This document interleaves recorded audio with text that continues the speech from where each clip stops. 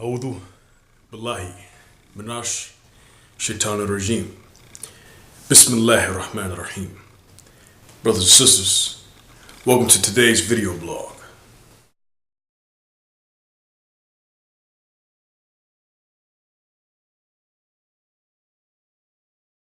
I was driving down the road on a beautiful day the other day. Beautiful country wind, windows down, and I happened to come past a beautiful farm field that was filled with nothing but strawberries. The sun was perfect. The surroundings was absolutely beautiful. It reminds me of the creation of Allah. But yet the strawberries, the smell was so sweet, it took me to another place. Alhamdulillah. Today's subject deals with food and poverty in the inner cities. This is a subject that must be addressed because it's very misunderstood. I was motivated to do this video blog primarily because Ramadan is on its way. Eid al-Fitr, giving of the Fitr, giving of the Zakat, is coming very soon. What does that mean? That means that most people in the community send their money overseas because there's a lack of understanding of the poor in the United States. Brothers and sisters, stay tuned for this video blog. The taxpayers in early American history bonded the United States government to come up with a program. The government was bonded by law to create a surplus of 3 years of food from mixed grains. This was a guaranteed surplus for every American man, woman, and child. Wonderful. So that means that Americans won't starve. I mean, that means we have something to eat, right? Wrong. From the 1960s to the 1970s, the United States began to export this surplus for political worldly gain. Now, it's down to a very small minimum. As reported, in 2003, there was 77 pounds per each American citizen. That was the only allocation. No more 3-year allocation. In 2005, there was 15.7, and this amount continues to decrease daily.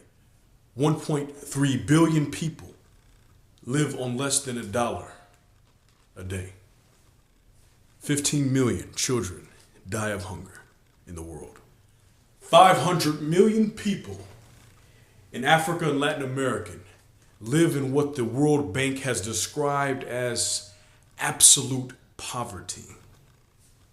It's very apparent that African people in the world are deeply affected by poverty and hunger. As unemployment rates increase in this nation, let's keep it in mind when we're giving our zakat, or if you are one who has means, to remember your brothers and sisters in the Western world.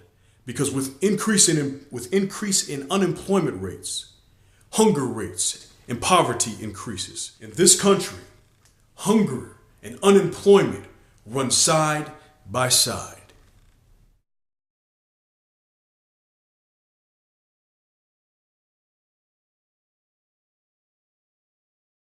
Let's talk about the inner city. Me being raised in the inner city, I'll be the first to tell you that a diet of toast and sugar and bread ain't cool. Or eating your fruit punch with Red 40, going down the street and get you some 50-cent cookies, to keep your stomach full, ain't a cool thing. Yet in the inner city, we have brothers and sisters that are living on a nutritional deficit. It's called an empty calorie diet in the United States. It creates obesity. See, we associate fatness or obesity or large frames with people who are quote unquote fat or overindulgence. No, that's a sign of severe health issues. Better stated, a nutritional deficiency. That's right, a lack of nutrients.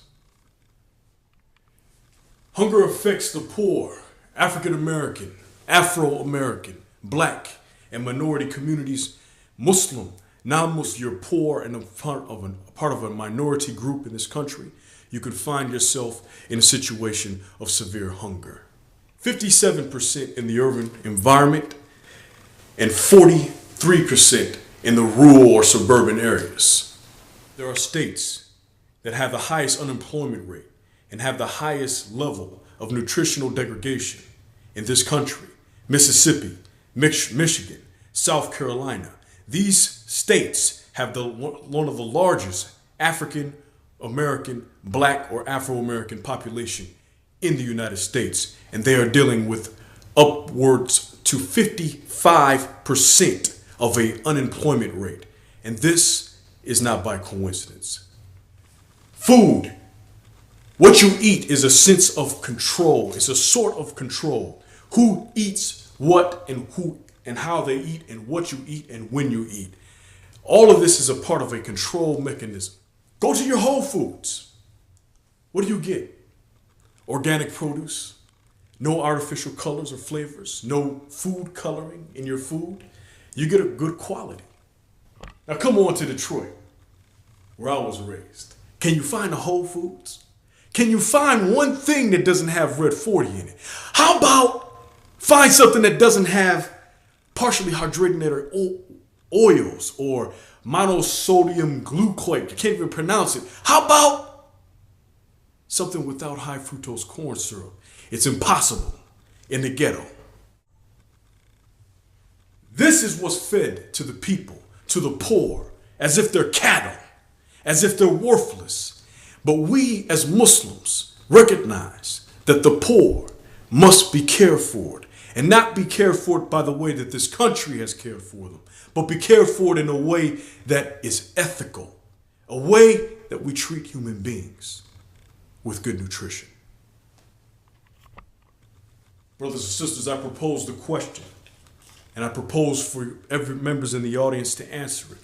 At the bottom, please leave your viewpoint on this subject. Should we send our money as Muslims overseas, or should we think of creative methods and feed the poor here in the United States for the reward of Allah subhanahu wa ta'ala? Let us think about that this Ramadan. Eid al-Fitr is on its way. Zakat checks will be written.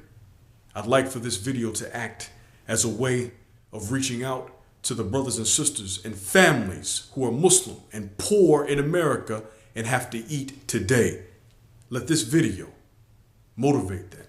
So let's discuss this issue. Allah, forgive me for my sins. And I make dua today that every Muslim in the world who is hungry, I beg you, Allah, to give them one day of relief, and let that day be today. It hurts me when I know that a Muslim brother and sister in the United States or around the world is without food. Mothers who cannot feed their children, orphans that can't do that, no matter if they're here in this country and they're not having a proper meal. It does upset me. It is by those who have suffered that the world is most advanced. This is your brother Umar Abdul Rahim signing out.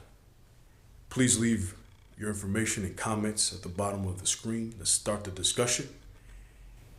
And Allah forgive me for my sins. Brothers and sisters, until next time.